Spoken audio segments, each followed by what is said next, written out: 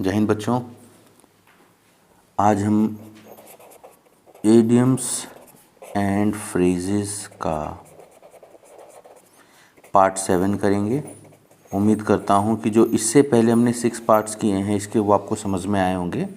तो बिना time waste करे आज का हम लोग पहला इडियम स्टार्ट करते हैं, that is turn a blind I. Okay, अब टर्न अ ब्लाइंड आई का पहले इसका मीनिंग देखते हैं, फिर इसके पीछे की हम लोग जो है स्टोरी देखेंगे कि ये इडियम अगर आया तो ये इडियम आया कहाँ से। हिंदी में अगर हम लोग बात करते हैं तो इसका जो मीनिंग है वो होता है आँख मूंदना। And if we talk about its meaning in English, तो this idiom actually means to knowingly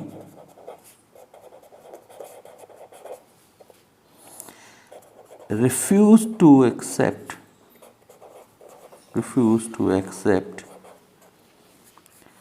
something which you know to be real और ट्रू। आप जानते हैं कोई चीज़ सच है, सही है, लेकिन आप जानबूझ के अस्वीकार करते हैं उसकी सच्चाई को। देन इसके अलावा we can also say that it is actually a deliberate effort to overlook something. Means when you deliberately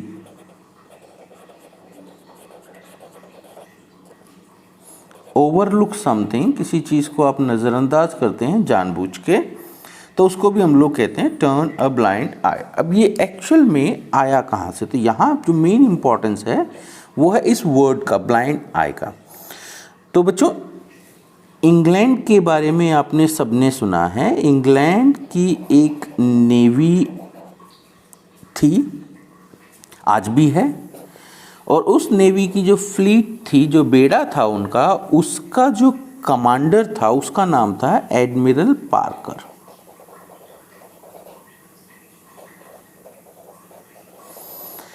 admiral Parker commander थे और इनके 2IC जो थे, सेकेंड इन कमांड जो थे, वो थे vice admiral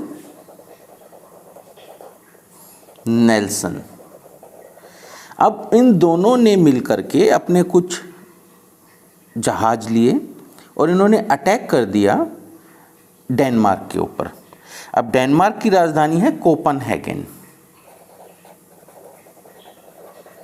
Copenhagen is the capital of Denmark, and this battle that was fought between England and Denmark, in fact fought between their navies, was known as the Copenhagen battle, and this was fought in 1801। 1801 में ये जो है लड़ाई हुई थी इन दोनों के बीच में। इस लड़ाई के दौरान हुआ क्या कि जो एडमिरल नेल्सन थे, इनकी खासियत क्या थी कि ये एक आँख जो है ना इनकी नहीं थी। अपने पहले जो इनके करियर में जो इन्होंने लड़ाइयाँ लड़ी उस दौरान इनकी एक आँख चली गई थी, तो he was blind in one eye. तो कभी भी कोई भी चीज़ देखते थे टेलीस्कोप से, तो इनको जो ऑब्वियस सी बात है, जो इनकी आंख ठीक थी उस आंख से ही देखा करते थे। तो इस लड़ाई के दौरान एक बार बीच में एडमिरल पार्कर को ऐसा लगा कि शायद वो लड़ाई हार रहे हैं डेनमार्क से, तो उन्होंने सिग्नल भेजा वाइस एडमिरल नेल्सन के पास में कि भाई आप जो है डिसएंगेज करिए, आप जो है वापस लौटिए। लेकिन वाइस एडमिरल नेल्सन थोड़ा सा स्टबर्न, जिद्दी टाइप के आदमी थे। उन्होंने टेलीस्कोप से जब इस सिग्नल को देखा तो उन्होंने अपनी जो सही आंख थी उससे नहीं देखा, जिस आंख से इनको दिखता नहीं था, जो अंधी थी, जो आंख इनकी चली गई थी लड़ाई में, उस आंख से इन्होंने टेलीस्कोप लगा करके उस सिग्नल को देखा। तो ऑब्वियस ही बात है, जब अंधी आंख से जो है किसी चीज़ को देखेंगे तो वो इनको जो है नज़र नहीं आएगी। तो वहाँ से इन्होंने, अगर हम लोग देखें एक तरह से, तो इन्होंने नोइंगली, ये जानते हुए that he is being given signals to disengage and go back, लेकिन इन्होंने जो है उस चीज़ को ना मानते हुए वो लड़ाई जारी रखी। और इनका एक फेमस जो है उस टाइम का जो है ना वाक्य भी है, इन्होंने उस टाइम पे ये कहा था, I have the right to be blind sometimes, कि कभी कभी मुझे भी अंधे होने का अधिकार है। तो यानी जब हम कभी भी जानबूझ के अपनी आंख मूंद लेते हैं किसी ऐसी चीज़ के प्रति जो हमें पता है कि ये सही है लेकिन उसे गलत साबित करना चाहते हैं, हम लोग गलत का साथ देते हैं, तो वहाँ पर हम लोग जो है इडियम यूज़ करते हैं टर्न अ ब्लाइंड आई। तो ये आया कहाँ से? ये आया एक्चुअल में वाइस एडमिरल नेल्सन के कारण। वाइस एडमिरल नेल्सन जो कि एक आंख से अंधे थे, when he got the signal कि भाई आपने you have to disengage and you have to go back, you have to retreat, उन्होंने इस चीज़ को नहीं माना। इनफैक्ट इसके बाद में जो कोर्ट ऑफ इंक्वायरी बैठी थी नेवी की, उसमें उन्होंने जब उनको ये पता चला that he knowingly did not retreat, वापस नहीं आए ये, तो उन्होंने एडमिरल पार्कर के हाथ से तो कमांड ले ली उस नेवल फ्लीट की और वाइस एडमिरल नेल्सन को प्रमोट कर दिया था। सिर्फ किस लिए कि भी एडमिरल पार्कर जज नहीं कर पाए कि हम लोग जीत जाएंगे, इन्होंने रिट्रीट करने के लिए कहा, but because of the stubbornness and the confidence of vice admiral Nelson, England was ultimately able to defeat Denmark in the battle of Copenhagen in 1801। तो I hope turn a blind eye, इसका meaning जो है आपको समझ में आ गया होगा। Okay, चलिए जी, आज के हम लोग सेकेंड इडियम की बात करते हैं जिसको हम लोग बोलते हैं चाइनीज विस्पर्स। जो चाइनीज विस्पर्स जो इडियम है वो एक्चुअली से अगर हम लोग देखें तो it's more of a game. असल में एक गेम है ये, लेकिन उस गेम के कारण जो है इसका एक इडियमेटिक रूप जो है निकल के सामने आया। चाइनीज विस्पर्स एक्चुअली अगर हम लोग बात करें तो these are nothing but rumours, अफवाहें, और हम लोग देखें क्यूमुलेटिव एरर्स, मतलब गलतियां जो हम लोग करते हैं, उनके लिए हम लोग चाइनीज विस्पर्स की बात करते हैं। अब ये क्यूमुलेटिव एरर्स कौन से हैं कि भी कोई भी चीज़ है शुरू में कुछ थी लेकिन जब वो चीज़ खत्म होने पर आई तो उसका मीनिंग ही चेंज हो गया। रिपीटिशंस हैं ये एक्चुअल में, which has no resemblance to the original.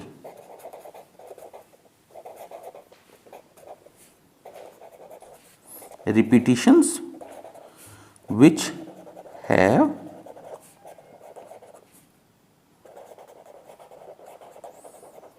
resemblance to the original। अब हम इसके पीछे की कहानी देखें, यानी कि ये कहाँ से आया, तो आप लोग देखिए कि एक एक्चुअल में एक पार्टी गेम है, और पार्टी गेम के अंदर उसके अंदर क्या होता है कि प्लेयर्स होते हैं, दे फॉर्म अ लाइन और a circle, and the first player he comes up with a message or a short story and says it, whispers it to the ear of the second person sitting just next to him or her। एक बच्चा है या कोई भी बड़ा है बैठा हुआ है, उसके दिमाग में कोई कहानी, कोई मैसेज आता है, वो अपने बाजू वाले के कान में उस कहानी मैसेज को कहता है, जो बाजू वाला है वो अपने बाजू वाले के जो है कान में उस चीज़ को कहता है। यानी कि अगर उसमें 20 आदमी बैठे हुए हैं सर्कल के अंदर, तो पहला दूसरे के कान में, दूसरा तीसरे के कान में, तीसरा चौथे के कान में, फोर्थ जो है बंदा है, he will say it in the years of, whisper it in fact, कि दूसरे को सुनाई ना दे। और इसमें एक्चुअल में होता क्या है कि जो लास्ट बंदा है, जो कहानी वो लास्ट बंदा सुनता है, लास्ट वाला सुनने के बाद में खड़ा होकर के फिर उस कहानी को सबको सुनाता है।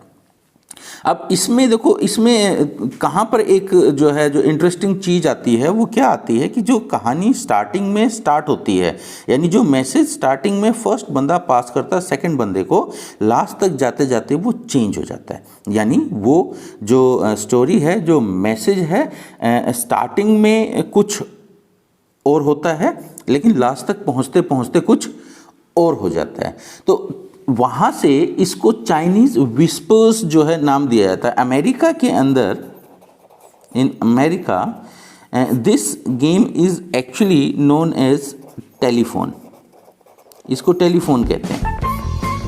हालांकि चाइनीज विस्पर्स एक ईडियम का रूप ले चुका है आज की डेट में, लेकिन इसको यहाँ पर कहने से पहले चाइनीज विस्पर्स ही क्यों, कोई दूसरा क्यों नहीं, तो चाइनीज विस्पर्स को चाइनीज विस्पर्स कहने से पहले इसको कहा जाता था रशियन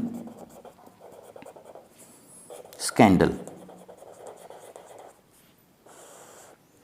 और रशियन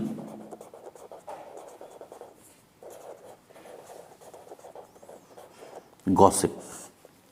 रशियन स्कैंडल और रशियन गॉसिप या चाइनीज विस्पर्स, इन सब का मतलब क्या होता है? इन सब का मतलब होता है ऐसी चीज जिसका ओरिजिनल से कोई लेना देना ना हो, यानी गलतियों का पुलिंदा, क्यूमुलेटिव एरर्स। तो हम लोग यहाँ पर अगर जो है देखते हैं कि when the first person compares his original message with the final version, he comes to know that the final thing that is being told is totally different from what he actually said in the ears of the second person।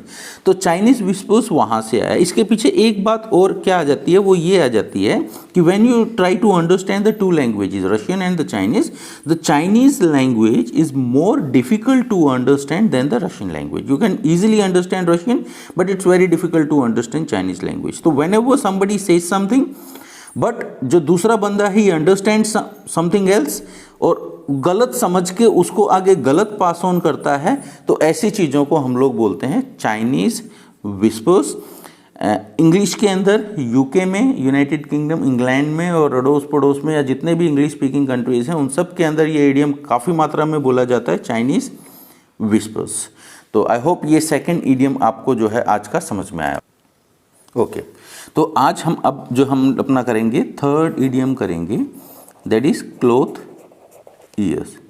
Cloth years is actually a rebuke, एक डांट की तरह है ये। Rebuke का मतलब होता है डांटना, रिब्यूक है ये, एक डांट की तरह है ये, which is actually set to a person who is not able to hear something, कुछ ना सुन पाए अगर कोई बंदा। और हम लोग ये भी कह सकते हैं कि पर्सन विद डिफेक्टिव ईयर्स,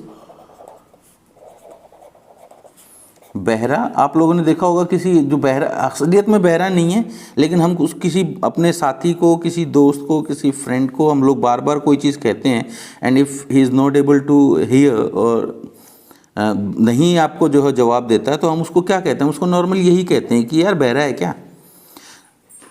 तो हम लोग जो है अगर देखें तो वो जो हम लोग रिब्यूक, जो डांट है छोटी सी, जिसमें हम लोग किसी भी बंदे को कहते हैं यार बहरा है क्या, तो तेरे को सुनाई नहीं दे रहा कि इतनी बार मैंने बात कह दी है, उसके लिए हम लोग जो इडियम यूज़ करते हैं दैट इज़ क्लोथ ईयर्स। और अब सवाल उठता है ये आया कहाँ से क्लोथ ईयर्स? तो आप लोग देखिए, इसकी भी जो कहीं ना कहीं शुरुआत हुई वो हुई इंग्लैंड से। पहले हाथ से ही सारा जो है कपड़ा बुना जाता था, but because of this industrialisation that started in early 20th century, weaving mills आ गए, यानी हैंडलूम की जगह जो है मिल्स ने ले ली। अब जो कपड़ा था वो फैक्ट्रियों में, इंडस्ट्रीज़ के अंदर बुना जाता था, and this happened only after industrial revolution. जो इंडस्ट्रियल रेवोल्यूशन आया था, औद्योगिक क्रांति आई, उसके बाद में कपड़े बुनने के लिए इंग्लैंड के अंदर आप लोग देखो, उसके लिए नील की खेती इंडिया के अंदर करी जाती थी, रंगाई के लिए उस कपड़े के जो है ना, यहाँ से नील लेकर के और उसको जो है they use to export it to England. तो ये इन वीविंग मिल्स में जो है ये नील जो है जाता था।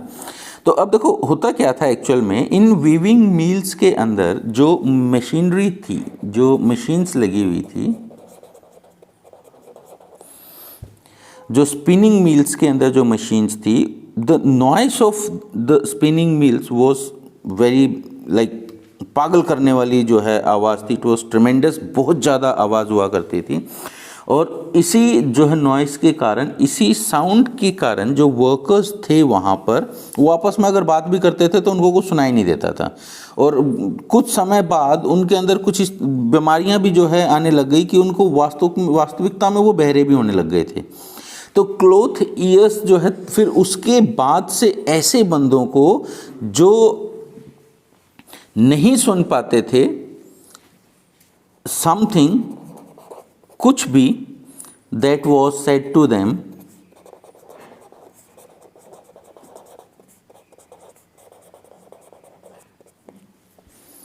तो उनके लिए यूज़ किया जाता था क्लॉथ ईयर्स। तो यानी आप अपने फ्रेंड को बुला रहे हैं, बोल रहे हैं कुछ, वो नहीं सुन रहा है, तो यू कैन ईजिली से have you got cloth years, भाई क्लॉथ ईयर्स हैं क्या, या बहरा है क्या। ओके, तो ये 3 ईडियम्स थे हमारे आज के जो हमने करे। अब इनको अगर एक बार हल्का सा हम लोग रिवीजन दे दें तो सबसे पहला जो ईडियम हमने किया, सबसे पहला ईडियम हमने किया था टर्न अ ब्लाइंड आई, जो कि वाइस एडमिरल नेल्सन के कारण आया था, जो कि एक आंख से अंधे थे, और जिसका मतलब ही होता है to knowingly refuse to accept something which you know to be real और ट्रू। डेलिबरेटली किसी चीज़ को ओवरलुक कर देना, उसके लिए हम लोग जो है टर्न अ ब्लाइंड आई, आँख मूंदना, इस ईडियम का यूज़ करते हैं। इंग्लैंड से ये जो है स्टार्ट हुआ था। देन जो सेकेंड ईडियम हमारा आया चाइनीज़ विस्पर्स, ये भी जो है इंग्लैंड से ही आया। This is actually used for repetitions which have no resemblance to the original। और चाइनीज़ विस्पर्स को हम लोग रशियन स्कैंडल या रशियन गॉसिप भी कहते हैं। चाइनीज़ इसलिए कहा जाता है because Chinese as a language is a bit difficult to understand. और अमेरिका में इसको टेलीफोन, ये एक तरह से गेम है एक चाइनीज़ विस्पर्स, लेकिन आजकल इंग्लिश में इसको ईडियम के रूप में यूज़ किया जाता है। And the third and the last idiom of today is cloth years, जो कि अगेन इंग्लैंड से आया। वीविंग मिल्स जो हुआ करती थी, स्पिनिंग मिल्स इंडस्ट्रियल रेवोल्यूशन के बाद वहाँ स्टार्ट हुई। उन स्पिनिंग मिल्स की आवाज़, जो साउंड थी उनकी, वो साउंड इतनी ज़्यादा थी, जो नॉइस थी उनकी, वो नॉइस इतनी ज़्यादा थी कि people working in the units they were literally left deaf. उनको जो है वो वास्तविकता में जो है बहरे ही हो जाते थे। तो उसके लिए जो है बाद में जो है अब ऐसे बंदों के लिए who have got defective years, या जो जानबूझ करके नहीं सुनते हैं, या जो कुछ भी कहानी है आप बोल रहे हैं बार बार उनको नहीं सुनाई दे रहा है, तो उसके लिए ईडियम्स यूज़ किया जाता है। ईडियम जो हम लोग यूज़ करते हैं दैट इज़ क्लॉथ ईयर्स। तो 3 हमने आज ईडियम करें, होपफुली आप लोगों को सबको ये जो है समझ में आए होंगे। तो I'll try to bring more idioms of this sort to you so that you can understand them easily and do good in your exams। तो आज के लिए इतना ही करेंगे बच्चों। बाकी की क्लास जो है हम लोग अब नए idioms वोकेबलरी अब जल्दी मैं कोशिश करूँगा कि आपको मैं जो है एक बार थोड़ा ऑफिस से फुर्सत हो जाए तो आप लोगों के लिए ग्रामर की भी मैं क्लास लेकर के आऊँगा। तो तब तक के लिए wait for the next video and Jai Hind, bye bye.